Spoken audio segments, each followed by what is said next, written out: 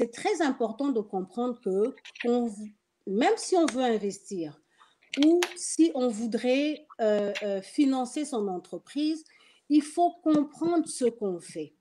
C'est pas tout de dire je veux investir, c'est pas tout de dire je vais partir une entreprise, j'ai un peu d'argent, je vais le faire, parce qu'il y a beaucoup de choses qu'on va découvrir hein, au fur et à mesure qu'on avance dans une entreprise. Donc, le financement, c'est de savoir par quoi je vais commencer. Qui va financer? Est-ce que je vais financer de ma propre poche, donc à capitaux propres, ou est-ce que je vais aller chercher du capital ailleurs? Alors, si je vais aller chercher du capital ailleurs, on sait que soit c'est la banque, soit c'est des amis qui vont m'emprunter de l'argent, soit c'est... Mais aujourd'hui, on se rend très vite compte que c'est très difficile qu'un ami nous emprunte. On n'est pas dans une zone de, on va dire, un moment économique qui est assez fragilisé. Donc, souvent, on va avoir recours vers les banques. Donc, si on va vers la banque, tu dois aussi savoir quel type de crédit que je veux avoir, le taux d'intérêt qui vont être appliqués pour qu'après, je puisse être en mesure de le faire. Première étape, super. Ou alors, deuxième volet, on va vers du financement, de l'investissement. Qui sont les investisseurs qui veulent bien prendre le risque de nager, de plonger avec moi dans ce projet? D'abord, il faut que ce projet soit intéressant pour le fournisseur. La deuxième chose, il faut que ça soit suffisamment intéressant pour qu'ils disent « Ok, je vais embarquer ». Mais en ce moment-là, tu es le maître de ton projet. Tu dois décider jusqu'à où comment on va dire, cet investisseur va s'immiscer dans tes affaires. Est-ce que tu veux un investisseur qui va juste jouer le rôle de financier, donc il va donner son argent, il attend un retour à son investissement? Est-ce qu'il va participer comme propriétaire de l'entreprise? Donc, c'est toutes ces choses qu'on a besoin de comprendre et de se dire, on ne peut pas faire les affaires parce qu'on a simplement une idée. Je donne un exemple.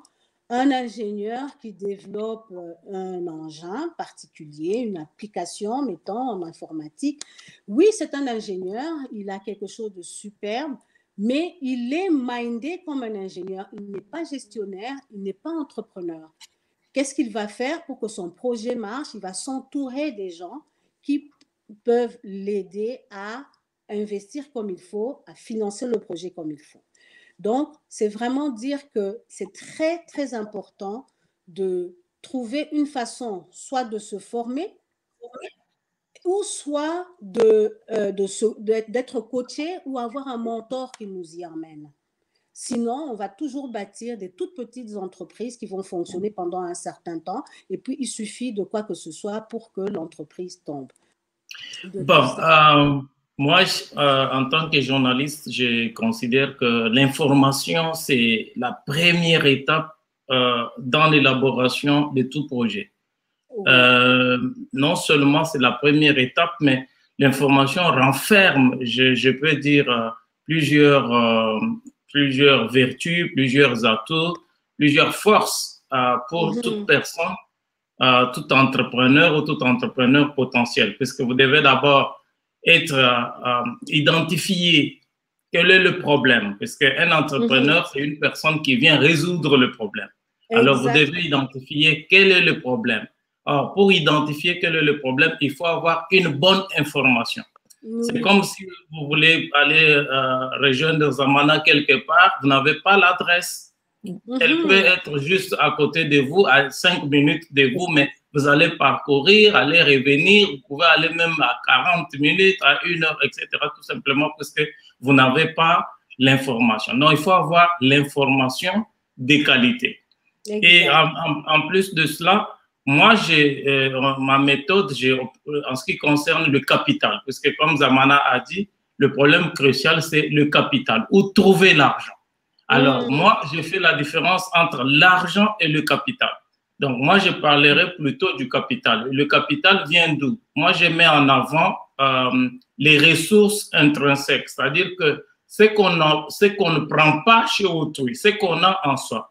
Et ce qu'on a en soi, pour moi, c'est premièrement la connaissance, donc le savoir-faire que l'entrepreneur a sur le projet. Donc, l'entrepreneur doit avoir un savoir-faire prouvé un savoir-faire uni sur le projet. L'investissement, ce n'est pas juste de l'argent.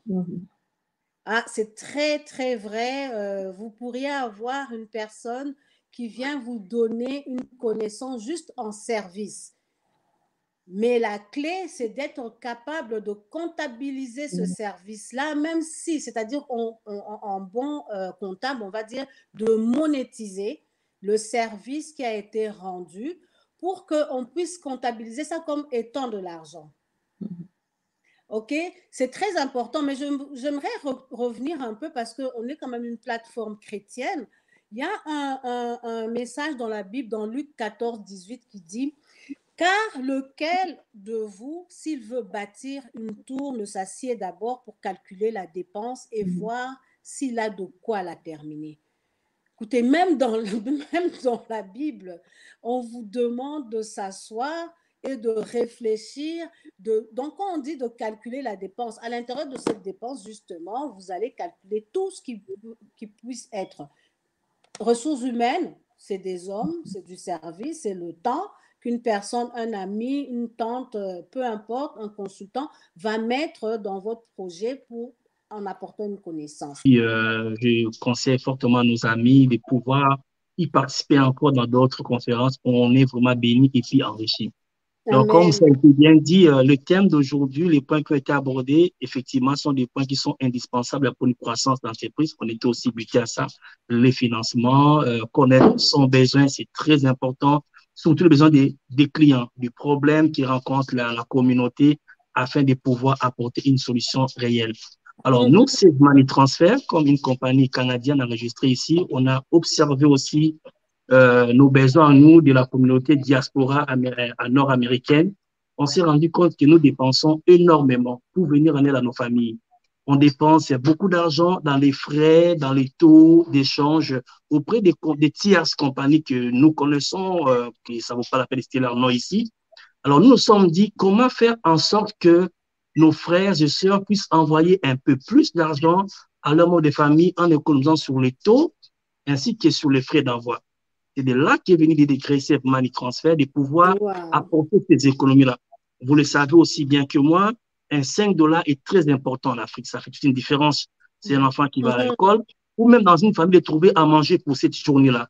Donc, on s'est dit, si on peut apporter des taux et des frais avantageux à nos frères, ça va beaucoup aider. Je vais revenir sur un point de connaître les besoins. Oui.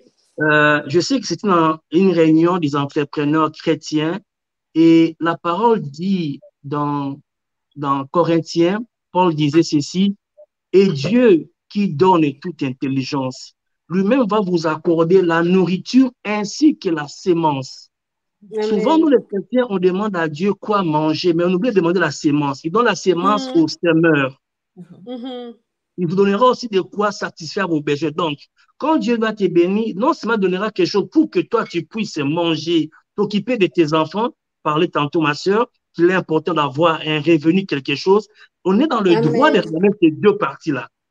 Parce que quand tu mets un projet en place, surtout des projets d'envergure, ça demande beaucoup d'argent. Imaginez-vous mettre une compagnie comme Save Money Transfer, c'est carrément une banque en ligne. Parce que nous, on se considère, on a les mêmes avantages et droits que le Western Union des monnaies grandes, des monnaies internationales. C'est ce standard-là qu'on a mis en place. Donc, ça demande des fonds. Et notre Dieu est capable de te donner l'argent pour subvenir à ta famille, ne pas les oublier pendant que tu investis dans les affaires, et aussi donner la subsistance nécessaire. Alors, la sémence dont parle ici la Bible, ce n'est pas seulement l'argent, mais aussi la sémence dans la pensée, dans la créativité. À l'époque de Paul, à l'époque de Jésus-Christ, il y avait des éleveurs et des cultivateurs. C'est pourquoi on parlait de la sémence. Mais nous, aujourd'hui, la sémence est intellectuelle. Lorsqu'on n'a pas d'idée, on peut demander à Dieu.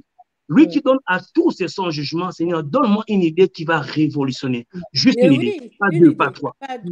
Un besoin qu'on appelait ici, besoin, c'est une idée qui peut-être des gens ignorent encore aujourd'hui, mais toi, tu peux les mettre en place et ça va porter une solution. Ça peut être aussi quelque chose qui existe déjà. On n'est pas le premier à faire une compagnie de transfert d'argent, mais nous ajoutons une particularité auprès de la communauté. Chez nous, il y a la facilité que ta famille les reçoive et que toi, tu économises et eux aussi puissent recevoir en toute aisance. On a ajouté un grain de sel que les grosses compagnies ne comprennent pas dans notre communauté. Parce que je suis africain, je connais ce que ma famille, les Africains ont comme besoin. Et c'est gré de servir apporter toute une différence. Mon frère l'a dit, il va faire des reportages sur les écoles que les grosses compagnies de journaux n'ont pas pensé. Et là, il va chercher le volume. Donc, la créativité, Dieu en donne. Et cherchons-le auprès du Seigneur.